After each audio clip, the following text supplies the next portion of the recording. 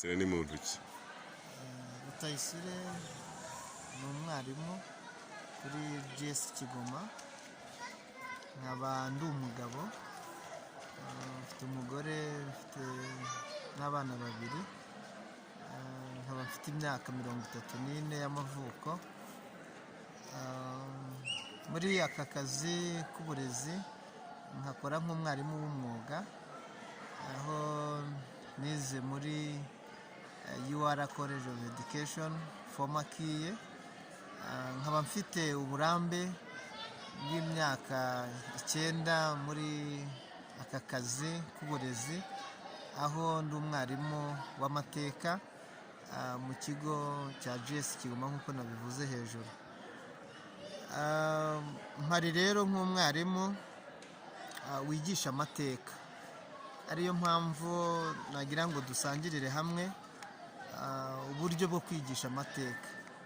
Muraza kuza kunyemerera tuze kugenda dunakoresha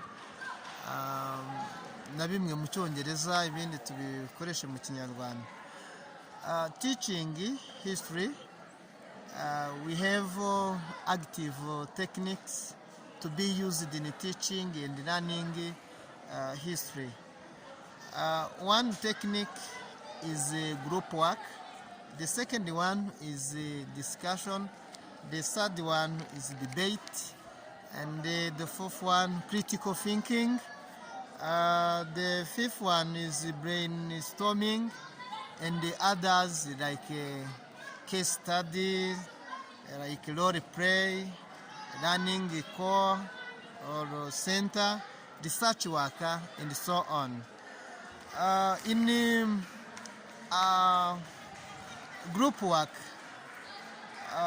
let me explain in a short time about how you can use a group worker in teaching history.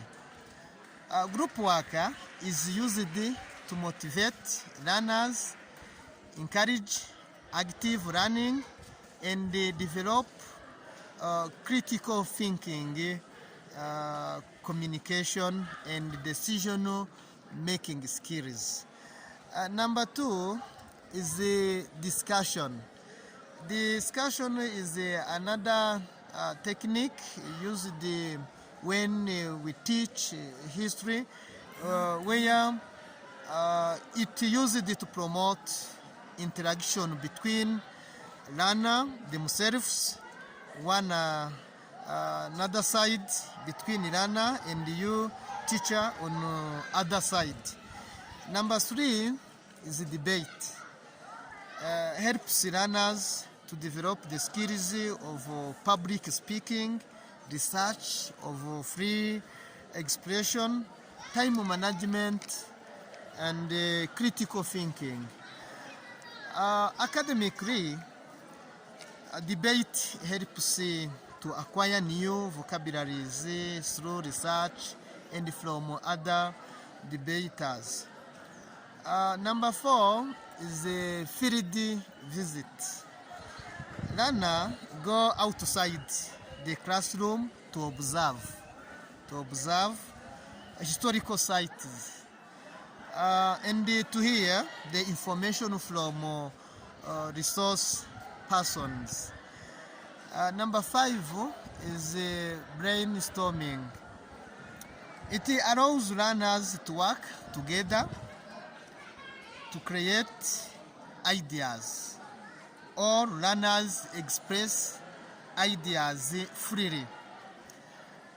In the case study, role play, learner in the centers and the research work. These are methods as a historian I can use to develop the culture of working together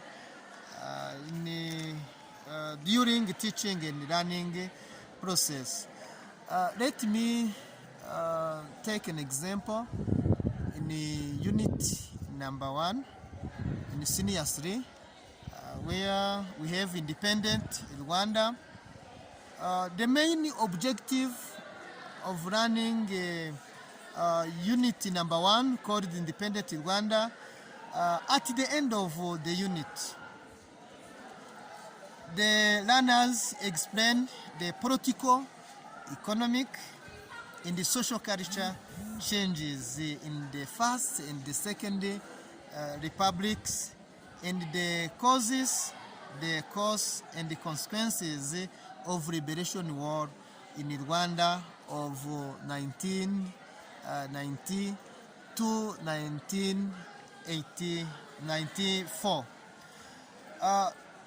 Those are main objective in unit number 1, what the learner acquire or must know at the end of this unit number 1. In unit number 2, in the senior 3, called consequences of genocide against the Tutsi.